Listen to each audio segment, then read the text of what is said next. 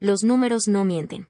Eso me enseñó mi padre cuando yo tenía 8 años, sentada a su lado en la mesa del comedor de la calle Moncayo, viendo cómo sus dedos recorrían columnas de cifras con una precisión que me parecía magia. Los números nunca se equivocan, Valentina. Son los únicos que dicen siempre la verdad. Si sale mal, es que alguien los puso mal. Guárdate eso. Me lo guardé. Durante 36 años me lo guardé, y resultó que era lo único que necesitaba. Mi padre tenía las manos grandes y una caligrafía sorprendentemente pequeña. Cuando escribía en los libros de cuentas, la letra quedaba tan apretada que parecía que cabía más pensamiento por centímetro cuadrado que en el de cualquier otra persona que yo hubiera visto escribir. Usaba pluma estilográfica, siempre la misma, una lami de capuchón plateado que rellenaba de tinta azul oscura en el tercer cajón del escritorio donde guardaba el bote de tinta junto a una lupa pequeña y una goma de borrar que nunca usaba porque decía que en contabilidad lo que se escribe no se borra, se corrige con una línea encima y la cifra correcta al lado, para que quede constancia del error y de la enmienda. Eso también lo aprendí de él, los errores no se esconden. Se documentan y se corrigen. Es la única manera de que no vuelvan a ocurrir.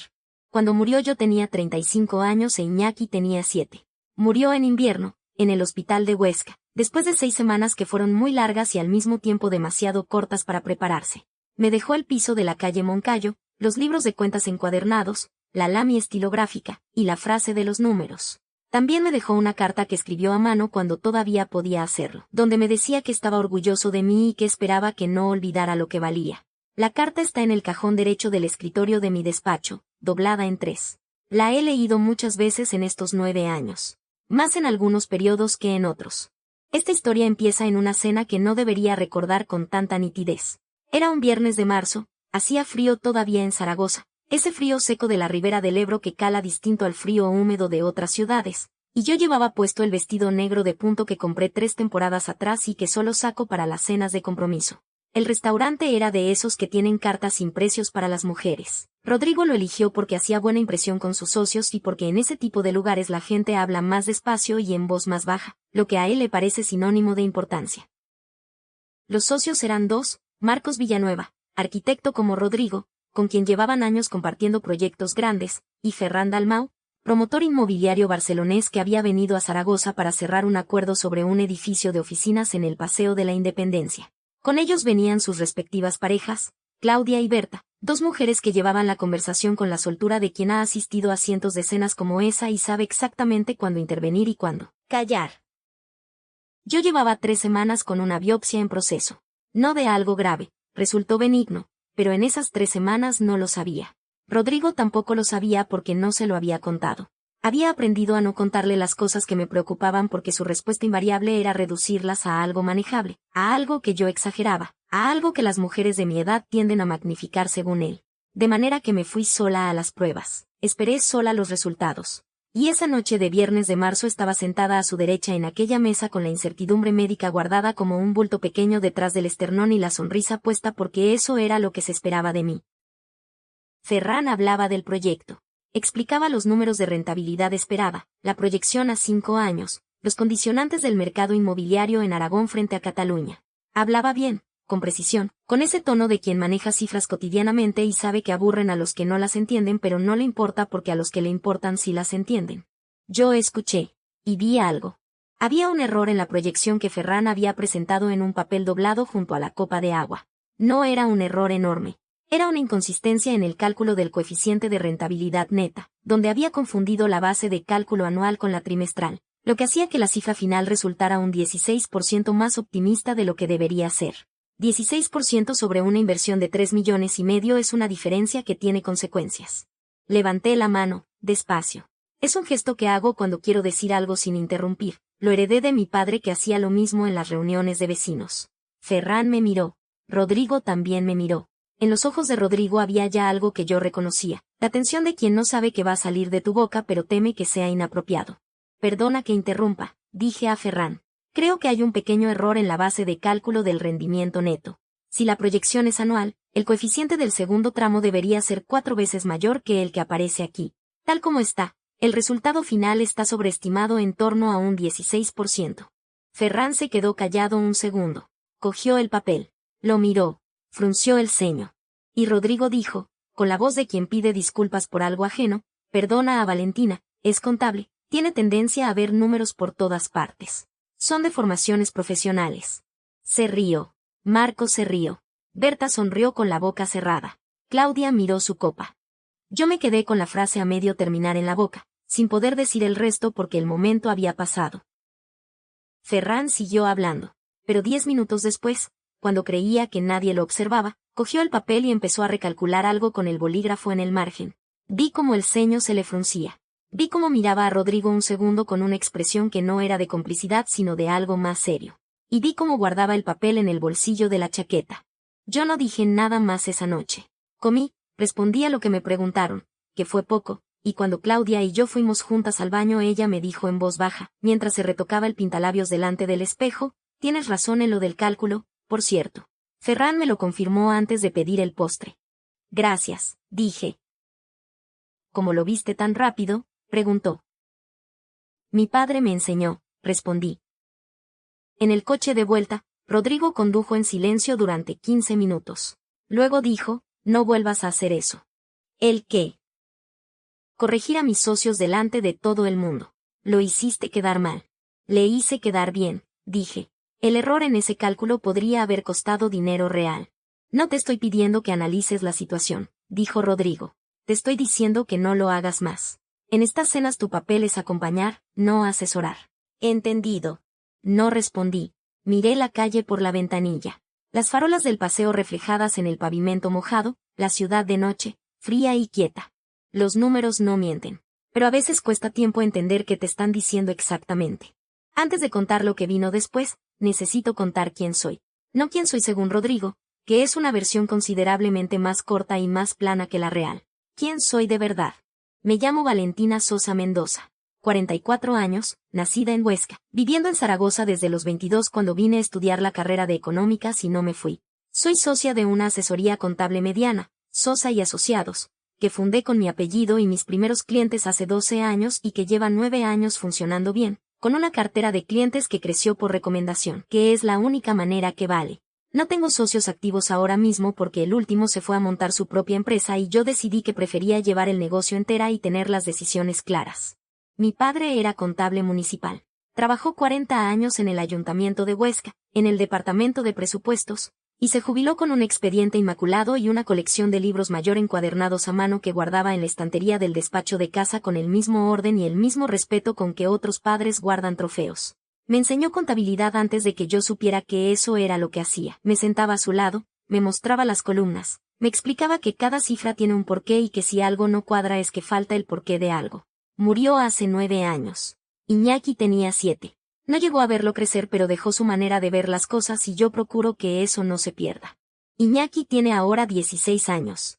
Es alto, tiene el pelo oscuro de Rodrigo y la manera de mirar de mi padre, directa y sin adornos, y le gustan la música y los idiomas y el ajedrez, y saca buenas notas no porque las notas sean lo más importante sino porque le interesa entender las cosas. Es la persona que más quiero en el mundo, en el sentido más sencillo y más completo de esa frase. Rodrigo y yo llevamos 17 años casados. Nos conocimos cuando yo tenía 27 y él 30, en una conferencia de arquitectura y urbanismo donde yo había ido como representante de la asesoría de uno de nuestros primeros clientes, una empresa constructora. Rodrigo era brillante, atractivo de una manera discreta que me gustó más que la otra, y sabía escuchar cuando quería. Tenía también la capacidad de hacerte sentir la persona más interesante de la sala, que no es un talento menor y que no se puede desdeñar cuando lo experimentas siendo una mujer de 27 años que ha dedicado los últimos 5 años a construir una carrera y se ha olvidado de resto. Me enamoré de su inteligencia antes que de nada. Eso lo digo para que se entienda que no fui ingenua. Vi algo real. Lo que no vi, o lo que me negué a ver durante años, es lo que se fue quedando debajo de esa inteligencia cuando las circunstancias le convenían menos.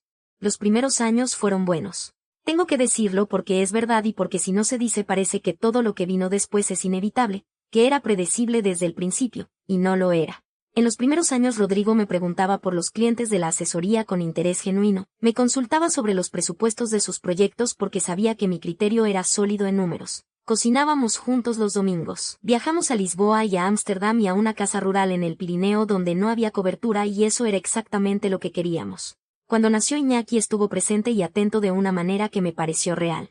Durante los primeros 2 años de vida de Iñaki fuimos una familia que funcionaba. El cambio fue gradual. tan gradual que cuando lo intentas localizar en el tiempo no encuentras un momento concreto sino una pendiente que se fue inclinando sin que nadie la señalara. Fue alrededor de los 5 años de matrimonio, cuando el estudio de Rodrigo empezó a crecer y su nombre empezó a aparecer en revistas de arquitectura y en proyectos que antes no habrían considerado convocarlo. El éxito le sentó bien en lo profesional y le sentó de otra manera en lo personal. Se fue volviendo más selectivo con lo que valía la pena y con quién, y esa selectividad empezó a incluirme a mí. Tu asesoría va bien pero es pequeña, dijo una noche, cuando llevábamos unos 7 años casados y yo acababa de decirle que habíamos cerrado el mejor trimestre desde que abrimos. ¿Cuántos empleados tienes? 2, dije. Pues eso. No digo que no esté bien para lo que es. Es que para lo que yo pensaba que llegarías a hacer es poco.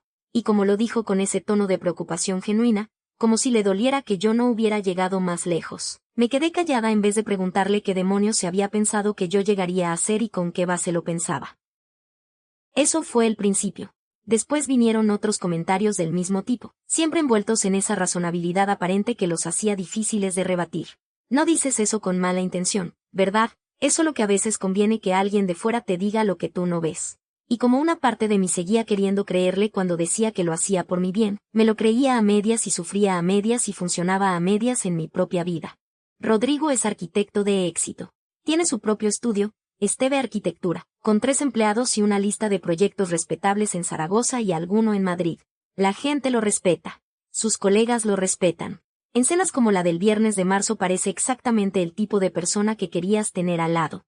Lo que pasa dentro de casa es una cosa diferente.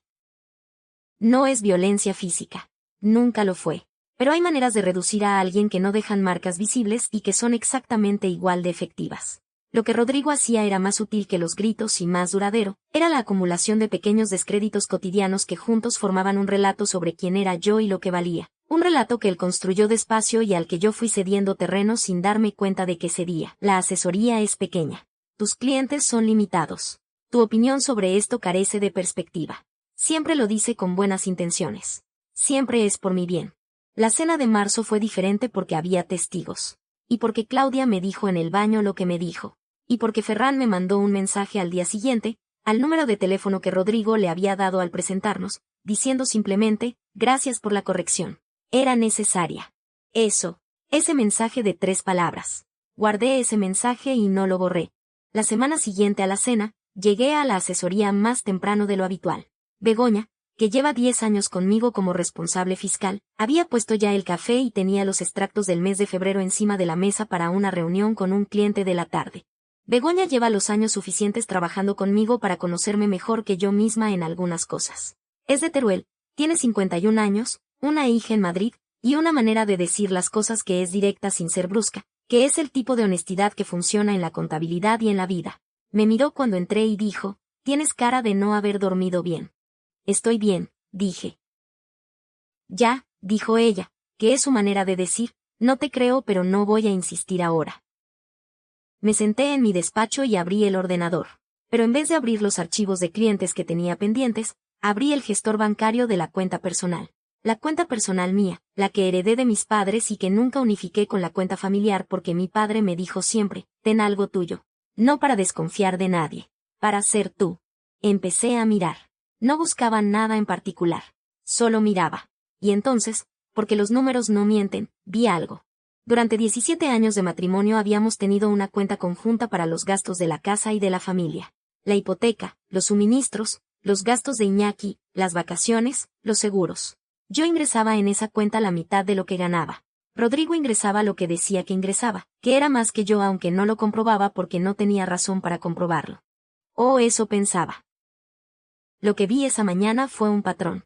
Pequeño, regular, constante. Cada mes, entre el 20 y el 25, había una transferencia desde la cuenta conjunta hacia una cuenta cuya referencia no reconocía. No era una cantidad fija exacta, variaba entre 400 y 800 euros. Lo suficiente pequeño para no destacar en una revisión rápida. Lo suficiente regular para indicar un sistema. Fui hacia atrás. 3 años de extractos. El patrón era constante desde enero de 2023. Antes de esa fecha, nada. A partir de esa fecha, cada mes sin excepción. Saqué el cuaderno. No el cuaderno de trabajo, que es un bloc de hojas blancas de esos que compramos en cajas. El cuaderno de mi padre, un libro mayor de tapas azules desgastadas, encuadernado en cartón forrado de tela, con las páginas de rayas dobles que usaban los contables antes de los ordenadores. Me lo había dejado junto con el despacho cuando murió. Tenía sus anotaciones en la mitad de las páginas. Esa letra apretada y vertical que yo habría reconocido entre miles. Las páginas que quedaban en blanco eran mías. Abrí el cuaderno. Saqué la pluma. Y empecé a sumar. 36 meses. Una media de 580 euros mensuales. Total, 20.880 euros transferidos a una cuenta desconocida desde dinero que en parte era mío. 20.000 euros. Silencio. La punta de la pluma sobre el papel. Los números no mienten. Y lo que me estaban diciendo era que llevaban 3 años diciéndome algo que yo no había querido oír. Aquella tarde, cuando Begoña se quedó a cerrar la asesoría sola porque yo tenía que ir a recoger a Iñaki de los ensayos de la banda de música del instituto, le dije al pasar, mañana necesito que me ayudes con algo personal. No urgente, pero importante. Ella no preguntó qué. Solo dijo, estaré aquí. Eso también lo guardé. Esa noche, mientras Iñaki hacía los deberes en su habitación y Rodrigo estaba en el estudio con la puerta cerrada, yo me senté en la cocina con una infusión que se fue enfriando y no bebí. Estaba pensando en la cuenta desconocida, en lo que significaba si era lo que parecía, en cuánto tiempo podría llevar eso ocurriendo sin que yo lo hubiera visto, y en qué decía eso de mí que no lo hubiera visto. Lo segundo me costó más que lo primero. Soy contable. Es mi oficio. He auditado cuentas ajenas durante 12 años con una precisión que mis clientes pagan bien porque es real. Y sin embargo no había revisado los extractos de mi propia cuenta familiar en 3 años porque confiaba, porque eso es lo que te dice durante años alguien que te ha ido convenciendo de que tu criterio es limitado, y acabas creyéndolo en los sitios más importantes, en tu propia casa. Me costó sentarme con eso. 1 hora, más o menos, mirando la infusión fría y el fondo de la taza. Luego cogí el cuaderno de mi padre del cajón de la cocina donde lo guardo cuando trabajo en casa, y lo puse encima de la mesa. Lo miré. Su letra apretada en las primeras páginas. Las columnas de cifras que yo había visto tantas veces de niña que podría reproducirlas de memoria. Los números no mienten. No, pero yo me había permitido no mirarlos. Eso también era verdad y valía la pena quedársela. Los días que siguieron los pasé haciendo lo que sé hacer. Recopilé, ordené, calculé. No como alguien que sospecha y busca confirmación, sino como alguien que tiene datos y quiere entender qué significan, que es diferente y produce resultados diferentes. Busqué los documentos de la hipoteca de la casa. La casa en la que vivíamos en el barrio de la Romareda, donde habíamos llegado cuando Iñaki tenía 3 años. Compraba con la hipoteca que habíamos solicitado conjuntamente y con una aportación inicial que incluía parte de la herencia que yo recibí cuando murió mi padre. 38.000 euros de la venta del piso de Huesca que mi padre me dejó y que vendí porque no podía mantener 2 casas y porque Rodrigo dijo que lo más práctico era aplicarlo a la entrada de la casa en Zaragoza. Encontré los documentos en el archivador del estudio de Rodrigo. No estaban escondidos, pero tampoco estaban en los archivadores comunes donde guardábamos los papeles de la familia. Estaban en una carpeta dentro de su propio archivador personal, el que cierra con llave, cuya llave está en el cajón de su escritorio bajo una pieza de recambio de una pluma estilográfica. Lo sabía porque lo había visto abrir ese cajón decenas de veces. Lo que encontré en esa carpeta tardé unos minutos en procesar. En la escritura de compraventa, la aportación de 38.000 euros procedente de la herencia de mi padre estaba registrada como un préstamo, no como una aportación, no como una donación de mi herencia al capital común, como un préstamo de Valentina Sosa Mendoza a la sociedad conyugal, sujeto a devolución. Eso significaba que, en papel, yo le debía a mi propia herencia ese dinero, y que en caso de división de bienes, ese importe podría contabilizarse no a mi favor sino como una deuda que reducía mi participación. Me senté en la silla del estudio de Rodrigo, el despacho en el que él trabaja cuando no va al estudio, con los planos y las maquetas y los libros de arquitectura ordenados por tamaño y color. La silla de cuero, cara, que huele a algo que no es cuero natural. Pensé en mi padre, en la mesa del comedor de la calle Moncayo, en su voz diciéndome, los números no mienten, Valentina. Si algo no cuadra es que falta el porqué de algo. Aquí faltaba el porqué, y yo iba a encontrarlo. Al día siguiente se lo conté todo a Begoña. Le mostré los extractos, la cuenta desconocida, la escritura de la hipoteca, las notas del cuaderno. Me escuchó 40 minutos. Se tomó 2 cafés. No dijo nada que no fuera una pregunta de clarificación mientras yo hablaba. ¿Qué fecha exactamente? ¿Qué importe era el menor de las transferencias? ¿La escritura la firmaste tú también o solo Rodrigo? También la firmé yo, dije, pero no leí el contenido completo. Rodrigo me señaló dónde firmar y yo firmé. Begoña hizo una pausa. Dejó el bolígrafo encima de la mesa. Me miró. Cuando terminé, dijo, necesitas una abogada. Lo sé, dije. Conozco a alguien, dijo Begoña. Se llama Marta Espeleta, lleva derecho de familia desde hace 20 años. No es barata pero es buena. ¿Quieres que te dé el número? Sí, dije. Y añadió, con ese tono suyo que es directo sin ser cruel, Valentina, ¿sabes cuánto tiempo llevas con cara de no dormir? No desde esta semana. Desde antes. Mucho tiempo, reconocí. Sí, dijo ella. Mucho tiempo. Marta Espeleta tenía el despacho en la calle Bilbao, en un edificio de los años 50 con el ascensor que sube despacio y huele a madera vieja. La primera vez que fui era un martes a las 6 de la tarde. Traía el cuaderno de mi padre con todas las anotaciones, los extractos bancarios impresos en papel, la copia de la escritura de la hipoteca, y una lista de preguntas ordenadas cronológicamente. Marta era una mujer de 50 y algo años con el pelo gris cortado cerca de la oreja y una manera de escuchar que me recordó a Begoña, la misma concentración, el mismo bolígrafo quieto mientras procesaba lo que oía. Cuénteme desde el principio, dijo. Y yo conté los 17 años. Conté la cena de marzo y el silencio de Rodrigo en el coche de vuelta. Conté los extractos y la cuenta desconocida. Conté la escritura de la hipoteca y el préstamo que nunca fue un préstamo. Conté el cuaderno de mi padre y los 20.880 euros. Marta escuchó sin interrumpir casi 20 minutos. Luego hizo preguntas. Preguntas concretas, técnicas, sin drama. Sobre la escritura, sobre el notario que la había tramitado, sobre si yo había estado presente en la firma o si había firmado por separado, sobre el origen del capital, sobre si existía testamento de mi padre y qué decía exactamente.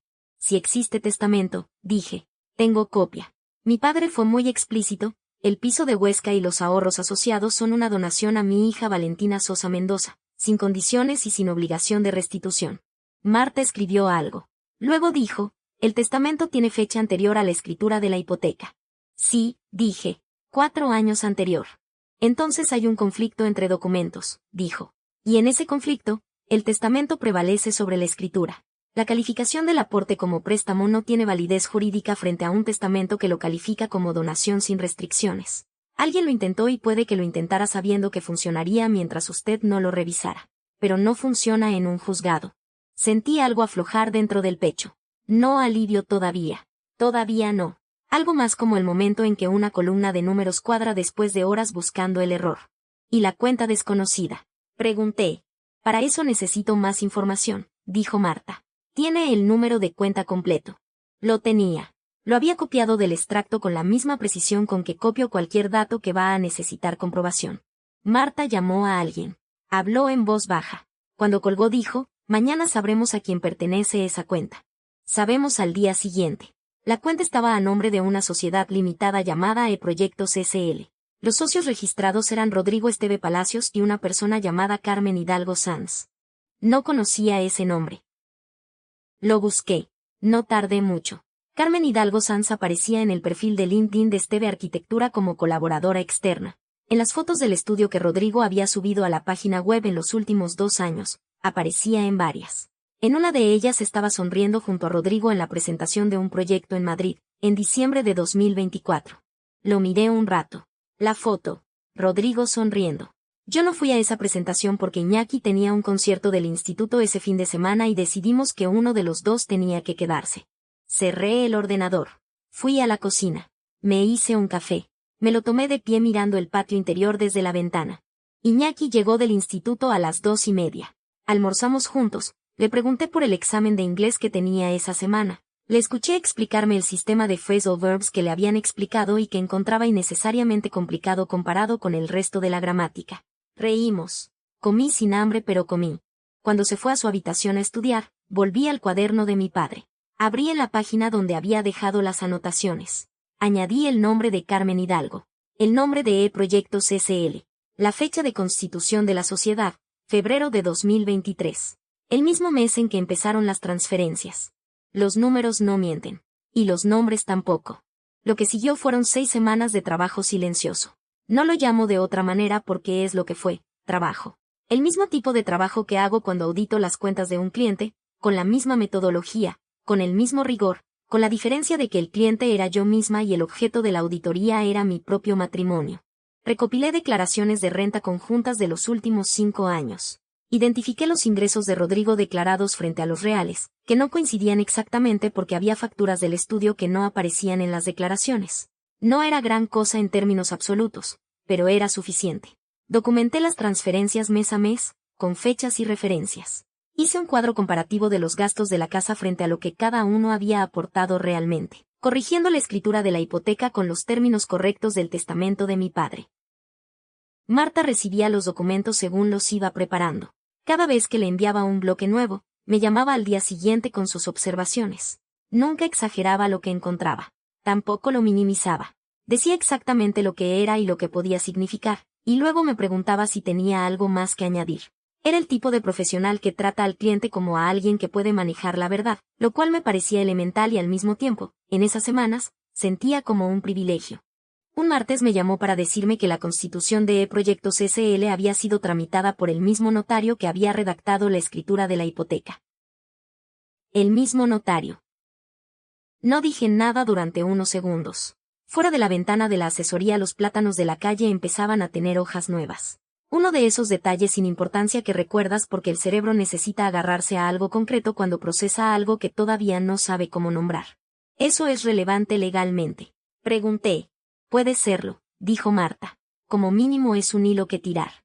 Iñaki no sabía nada. Yo no quería que lo supiera hasta tener algo definitivo, hasta tener el panorama completo y la decisión tomada y la ruta clara. Los adolescentes merecen que los adultos terminen de ordenar el caos antes de presentárselo. Mi madre hizo eso conmigo cuando mi padre enfermó la primera vez, me dijo la verdad cuando había algo concreto que decirme, no antes, para no hacerme cargar con la incertidumbre más tiempo del necesario. Yo le debía lo mismo a Iñaki. Y sin embargo, hay cosas que los hijos ven aunque no las vean. Iñaki tenía 16 años y tenía los ojos de mi padre, esa manera de mirar que observa más de lo que comenta. En esas semanas hubo un par de momentos en que me preguntó si estaba bien, con esa casualidad aparente de quien he estado pensando en preguntarlo durante días y finalmente lo suelta entre dos cosas. Sí, le dije. Solo tengo mucho trabajo. Él asintió y no insistió, pero la manera en que lo dijo, la forma en que me miró antes de volver a lo que estaba haciendo, me dijo que no lo creía del todo y que había decidido respetarlo igualmente. Rodrigo seguía viviendo en la misma casa, durmiendo en la misma cama, desayunando el mismo café, yendo al estudio a las 9. Seguíamos cenando juntos cuando Iñaki estaba. Él no notó nada diferente en mí porque yo no cambié nada en lo exterior, que es lo que sucede cuando llevas años aprendiendo a no mostrar lo que sientes en casa, se te da bien ocultarlo aunque el motivo sea diferente. Eso también lo aprendí de mi padre. Si tienes que revisar algo delicado, hazlo con calma. La prisa crea errores. La calma encuentra la verdad. Hubo una noche en que Rodrigo llegó tarde de una reunión y me dijo, mientras se preparaba para acostarse, el proyecto de Ferran va bien. Se ha cerrado el acuerdo. Bien, dije. Podrías haber arruinado esa relación con lo que hiciste en la cena de marzo, dijo. Lo de la corrección. Por suerte Ferran es un tipo con cabeza y lo dejó pasar. Rodrigo, dije. ¿Qué? Ferran me mandó un mensaje al día siguiente dándome las gracias por la corrección. Silencio. Inventas, dijo por fin. No invento, dije. Lo guardo si quieres leerlo. Rodrigo se metió en la cama sin responder. Tardó en dormirse, lo oí moverse. Yo me quedé despierta mirando el techo, pensando en la columna de números del cuaderno de mi padre, en los 20.880 euros, en Carmen Hidalgo sonriendo junto a Rodrigo en una foto de diciembre de 2024. En algún momento me dormí. Por la mañana todo seguía igual en la superficie. Pero los números no mienten. Y yo ya sabía la verdad. La mediación previa al divorcio fue en mayo. Marta la había solicitado como paso previo al procedimiento judicial, que es habitual cuando hay menores implicados. Se celebró en el despacho de Marta, no en el de la abogada de Rodrigo, que fue una concesión táctica que Marta negoció con tranquilidad y que Rodrigo aceptó porque su abogado le dijo que no valía la pena discutir ese detalle. Rodrigo llegó con traje azul marino, recién afeitado, con esa expresión de serenidad controlada que pone cuando sabe que va a tener que gestionar una situación difícil en público. Nos sentamos los cuatro alrededor de la mesa de reuniones de Marta, ella, yo, Rodrigo y su abogado, un hombre de 40 y tantos años llamado Pascual Hortas que yo no conocía pero que Begoña describió como competente y convencional. La primera hora fue de posiciones iniciales. Rodrigo dijo que quería llegar a un acuerdo razonable. que entendía que la situación era difícil, que su prioridad era Iñaki. Todo dicho con ese tono razonado que era su herramienta favorita. Luego llegamos a la cuestión de los bienes. Rodrigo dijo que la casa debería venderse y dividirse el importe equitativamente, descontando los gastos de la hipoteca ya pagada, que la aportación inicial de mi herencia había sido registrada como préstamo y que por tanto no formaba parte de la distribución directa. Marta puso sobre la mesa una copia del testamento de mi padre. Rodrigo lo miró. Sus ojos lo recorrieron en segundos. Luego miró a Pascual. Pascual dijo, esto no invalida la escritura de la hipoteca. Si la invalida, dijo Marta sin elevar la voz. El testamento califica la donación con fecha 4 años anterior al registro. El registro contradice un documento de rango legal superior. No hay discusión jurídica aquí, hay una gestión incorrecta de la escritura que vamos a impugnar. Rodrigo se recostó en la silla. Cruzó los brazos. Dijo, Valentina, esto es innecesario. Podemos arreglarlo entre nosotros sin meter a los juzgados. Y fue ahí donde pasó lo que Marta tenía previsto que ocurriría si esperábamos el momento. Ese dinero era mío, dijo Rodrigo. Lo gané yo, lo aporté yo. Valentina nunca contribuyó de manera significativa a esta familia. Su asesoría lleva 12 años siendo lo mismo, 4 clientes medianos y un par de autónomos. No es un negocio, es un pasatiempo glorificado, que aporta 1/3 de los gastos. Yo pago 2/3 de todo. Siempre lo he pagado. Y ahora quiere reclamar la mitad de la casa como si hubiera construido algo. Marta no dijo nada. Pascual, al lado de Rodrigo, se había quedado quieto con una expresión de alguien que acaba de ver cometer un error y sabe que no puede deshacerse. Porque lo que Rodrigo acababa de decir contradecía punto por punto su declaración inicial de la reunión. Y porque Marta tenía sobre la mesa, además del testamento, la auditoría completa que yo había preparado durante 6 semanas, con los ingresos reales de ambos documentados, con la proporción real de las aportaciones a la cuenta familiar, y con las transferencias mensuales a E-Proyectos SL catalogadas como posible distracción de fondos conyugales. Y porque Marta tiene en el despacho, en el estante junto a la ventana, una pequeña grabadora digital cuya presencia en una reunión de mediación es legal en España cuando se avisa a los presentes al inicio, lo cual hizo con una frase que nadie recordó porque sonó como formalidad. Las palabras de Rodrigo estaban grabadas. Lo que siguió tardó meses, que es lo que tarda la justicia cuando funciona, meses, papel, paciencia. Pero funcionó. El juez determinó que la aportación de mi herencia a la compra de la casa debía contabilizarse como lo que el testamento de mi padre decía que era, una donación a mi favor, no un préstamo. Eso me daba una proporción mayor en la distribución del bien. La casa la valoré yo misma, con un tasador independiente que contraté con mis propios honorarios. La tasación salió en 420.000 euros. Mi parte proporcional, descontada la hipoteca pendiente, era suficiente para que yo pudiera quedarme con la casa si Rodrigo cobraba su parte en metálico. Las transferencias a E-Proyectos SL fueron investigadas por el juzgado mercantil en un proceso paralelo abierto a instancias de Marta. Resultó que la sociedad había facturado trabajos a Esteve Arquitectura que no estaban documentados como servicios reales, lo que abrió una investigación por posible fraude fiscal. La agencia tributaria entró con sus propios plazos, que son más lentos todavía, pero entró. Marcos Villanueva, el socio de Rodrigo de la cena de marzo, firmó una declaración describiendo lo que había ocurrido esa noche, la corrección del cálculo, el comentario de Rodrigo. No fue determinante en el proceso judicial pero fue parte del expediente de lo que Marta llamó patrón de conducta denigrante documentado. Ferran Dalmau mandó el mensaje que yo le había guardado. 3 palabras. Gracias por la corrección. Lo mandó a Marta cuando ella se lo pidió y lo incluyó en el expediente. Iñaki lo supe cuando había una decisión tomada y una ruta clara. Lo senté a la mesa de la cocina un domingo por la mañana, con el sol de mayo entrando por la ventana y el café entre los dos. Le conté. No todo, no los detalles de la auditoría ni los nombres de los documentos. Le conté lo esencial, que su padre y yo íbamos a separarnos, que había razones serias que no tenían que ver con él en ningún sentido, que íbamos a resolver la situación de la manera más ordenada posible, que él podía elegir con quien quería vivir y que esa elección sería respetada. Iñaki escuchó. Cuando terminé estuvo callado un rato. Luego dijo, llevas mucho tiempo sabiendo esto. 6 semanas investigando, dije. 17 años sin querer ver. Asintió. Dijo, quiero quedarme contigo. No preguntó el porqué de la separación más allá de lo que yo le había contado. Quizás lo sabía ya. Los adolescentes de 16 años observan más de lo que los adultos creen, y Iñaki tiene los ojos de mi padre. La casa quedó para nosotros dos. Rodrigo la dejó en julio con 3 cajas de cosas personales y el resto de sus libros de arquitectura. Lo hizo un miércoles mientras Iñaki estaba en el instituto y yo en la asesoría, porque eso fue lo que acordamos, que la entrega de llaves no fuera un momento teatral sino un trámite administrativo. Begoña trajo esa tarde una botella de vino blanco de Somontano que guardaba para una ocasión especial. Nos sentamos en la asesoría después de cerrar y la abrimos. No estábamos de celebración exactamente. Estábamos de algo más parecido a verificación. Habíamos llegado al otro lado y el otro lado existía. Los meses que siguieron fueron de reconstrucción, que no es una palabra dramática sino una descripción exacta de lo que ocurre cuando se deshace algo grande y hay que decidir qué quieres que quede en pie y qué quieres que sea diferente. Renové la asesoría. No el espacio, que estaba bien, sino la estructura. Amplié la cartera hacia empresas medias que antes no habíamos buscado activamente porque yo había estado ocupada en mantener lo que teníamos. Contraté a un segundo técnico de cuentas, un chico joven de Zaragoza recién titulado, con ganas y sin malos hábitos todavía. Begoña y yo le enseñamos el sistema, los números primero, las interpretaciones después, las conclusiones nunca antes de que los datos la sostengan. El despacho que había sido de uso mixto, donde yo trabajaba en casa cuando lo necesitaba, quedó libre cuando Rodrigo se llevó sus cosas. Lo convertí en el despacho de trabajo permanente. Puse una mesa limpia, la lámpara de mi padre, y en el centro del escritorio, visible desde la silla, el cuaderno de tapas azules desgastadas con la letra apretada y vertical de mi padre en las primeras páginas y mis anotaciones en las que quedaban.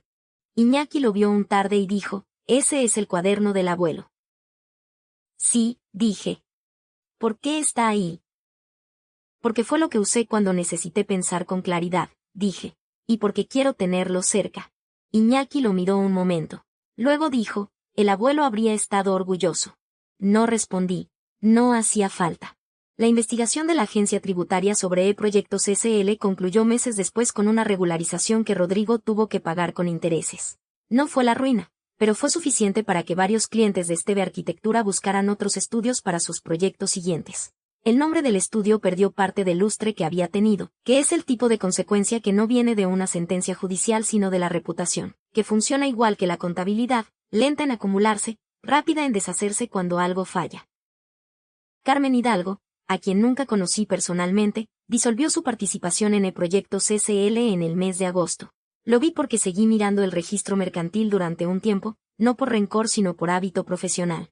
Sobre Rodrigo no guardo más de lo que corresponde guardar.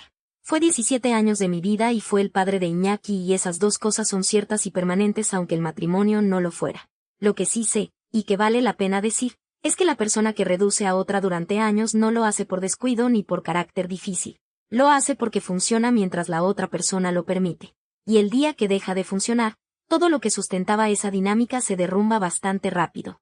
Iñaki tiene ahora sus 16 años completos y va a cumplir 17 en octubre. Toca guitarra eléctrica en una banda con 2 amigos del instituto, estudia francés por iniciativa propia porque le interesa, y pasa los fines de semana alternos con Rodrigo según el acuerdo de visitas. Vuelve los domingos por la tarde con el gesto de alguien que ha estado en un sitio diferente y ha vuelto al que es el suyo. No lo digo para que suene como una victoria. Lo digo porque es la verdad.